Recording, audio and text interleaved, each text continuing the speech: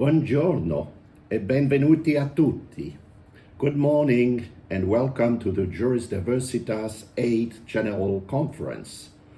Bonjour à tous et bienvenue au 8e Congrès général de Juris Diversitas. I am Olivier Moreteau, a chaired professor at the Louisiana State University and president of Juris Diversitas. Prima di presentare il tema di questo convegno, vorrei ringraziare l'Università degli Studi di Palermo e il suo Dipartimento di Scienze Politiche e delle Relazioni Internazionali per la generosità di sua ospitalità. Ma non sono il Papa e torno all'espressione inglese. We are here thanks to the generosity of the University of Palermo, and our warm thanks go to our generous hosts. It is impolite and rude for the president of an organization not to attend its signature event. Que dirait ma maman?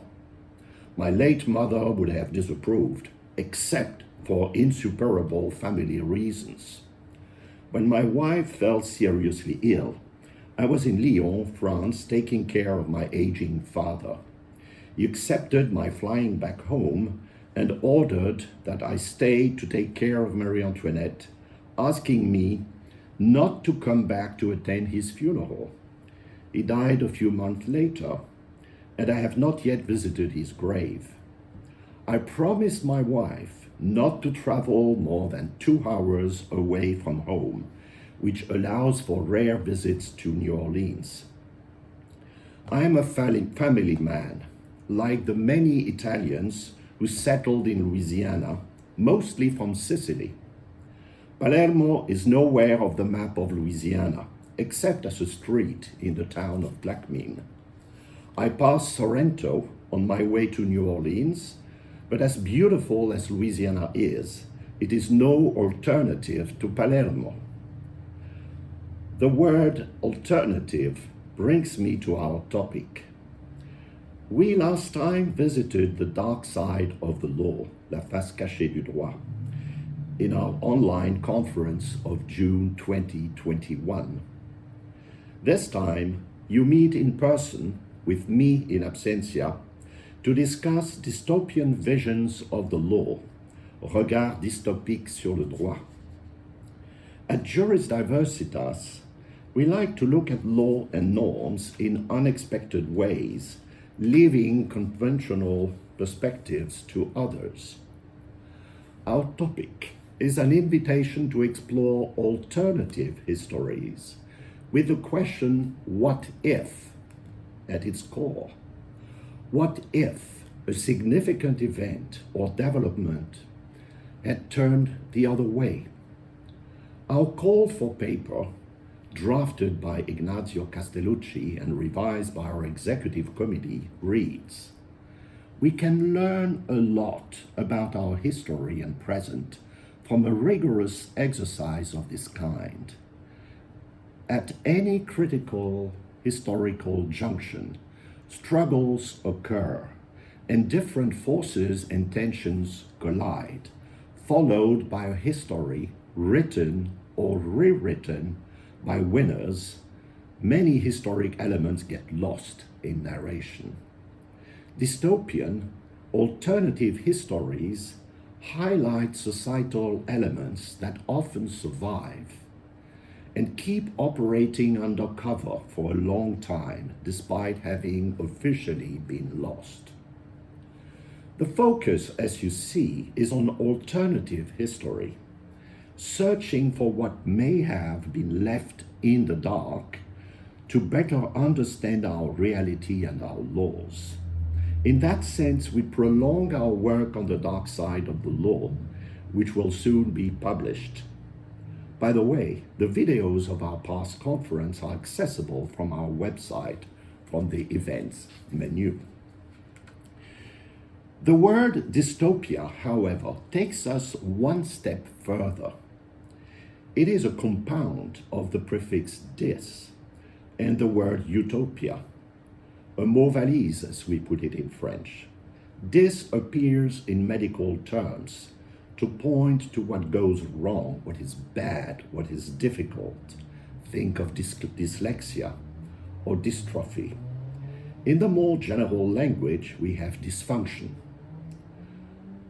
I'm dysfunctional today because of my voice, by the way. When this connects to utopia, it generates an imagined state or society where there is great suffering or injustice, a problem that threatens our survival as a society and may lay dormant in oblivion when apparently solved, yet waking up from time to time, shaking society in ways we no longer comprehend. The aftermath of the abolition of slavery in the United States offers a telling example, with aftershocks still happening 150 years and more after the Civil War. The Oxford Dictionary takes us to nightmarish, terrifying, gloomy, hellish, Orwellian. The period before and after World War II produced a rich dystopian literature, including classics such as George Orwell's 1984, published in 1932, Aldous Huxley's Brave New World in 1949, and Ray Bradbury's Fahrenheit 451 in 1953. They described an imagined world or society in which people live wretched, dehumanized, fearful lives. To quote this time the definition of dystopian in the Merriam-Webster dictionary. The visual created by Vivian Moreteau for this conference shows that dystopia, like law, feeds from our imagination, rooted in the collective unconsciousness. It echoes our conference on law, roots, and space in South Africa 9 months before COVID. Now, do not get me wrong. The papers that will be presented at this conference are not expected to be hellish, nightmarish, though some will point to terrifying states of affairs, reminding us that our laws are first and foremost a safeguard, bringing order in chaos, though rarely eliminating chaos altogether.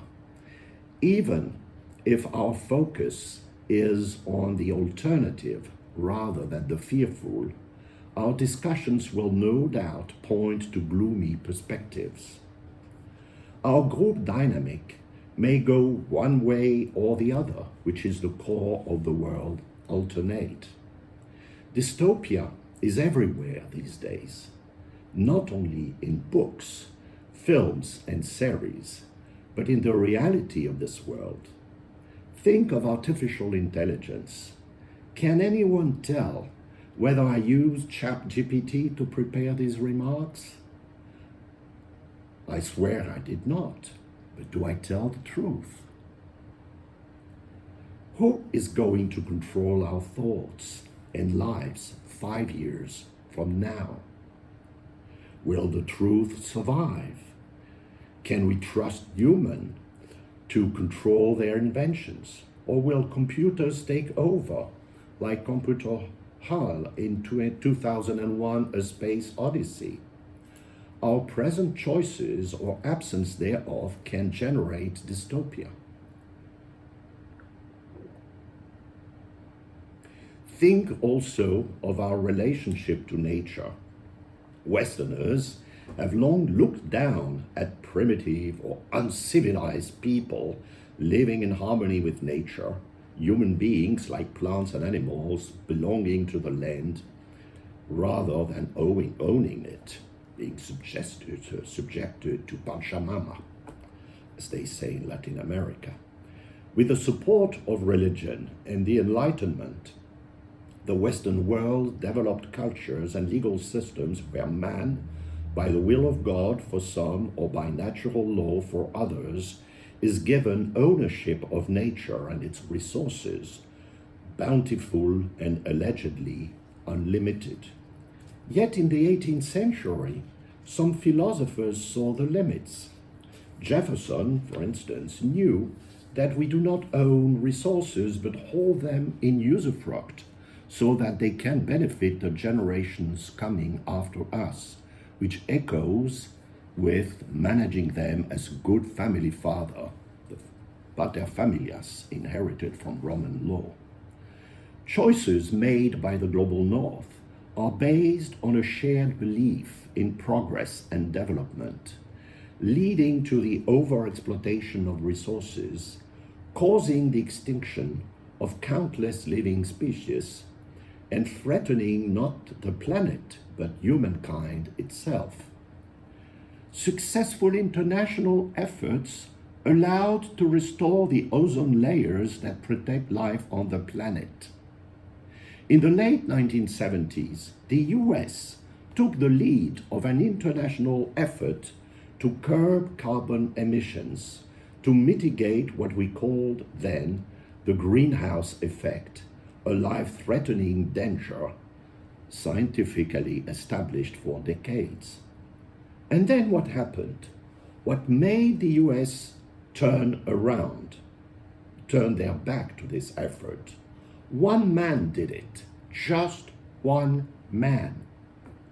In his book, Losing Earth, Nathaniel Rich explains how White House Chief of Staff John Sununu pushed then President George Bush, the father, to derail the signing of a 67-nation agreement to freeze carbon dioxide emissions with a reduction of 20% by 2005.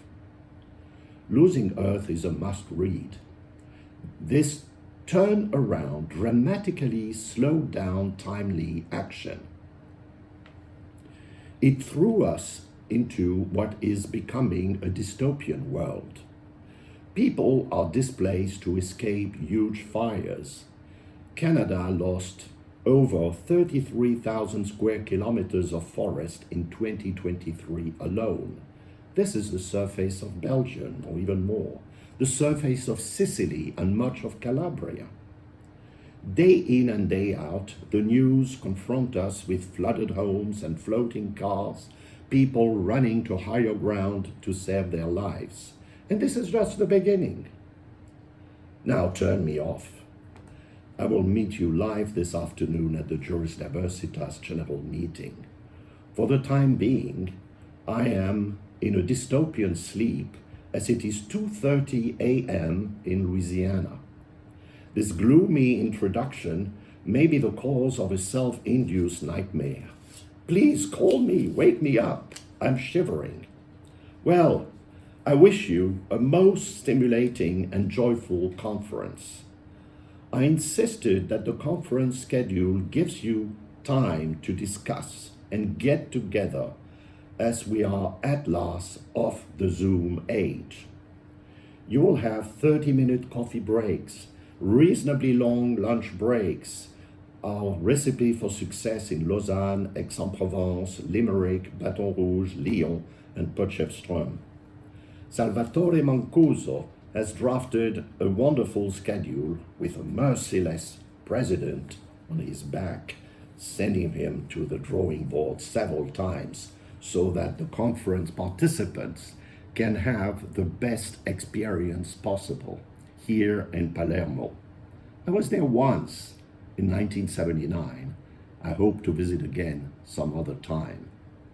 To end this long introduction, I thank all those who actively organize this promising comeback, closing our dystopian pandemic era.